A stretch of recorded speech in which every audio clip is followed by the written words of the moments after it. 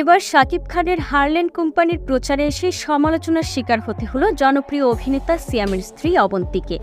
গত কয়েকদিন আগে অনুষ্ঠিত হওয়া শাকিব খানের বিদেশি কোম্পানি হারল্যান্ডের প্রচারে আসে মিডিয়া জগতের একাধিক তারকা, যার মধ্যে ছিল সিয়াম পত্নী অবন্তীও।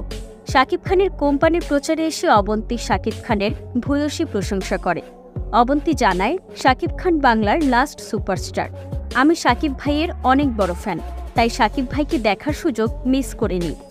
এছাড়াও অবন্তীকে জিজ্ঞেস করা হয় অভিনেতা হিসেবে কে সেরা, সিয়াম নাকি শাকিব খান। অবন্তী বলেন, শাকিব খান অবশ্যই অভিনেতা হিসেবে সবার চোখে সেরা, তবে নিজের স্বামী সিয়ামের অভিনয়ও খুব পছন্দ করেন বলে জানায় অবন্তী। এদিকে অবন্তীর এমন মন্তব্যের পর সোশ্যাল মিডিয়ায় তাকে নিয়ে শুরু হয়েছে আলোচনা সমালোচনা। কেউ কেউ বলছে শাকিব খানকে বড় করতে গিয়ে নিজের হাজবেন্ডকে ছোট করেছে অবন্তী।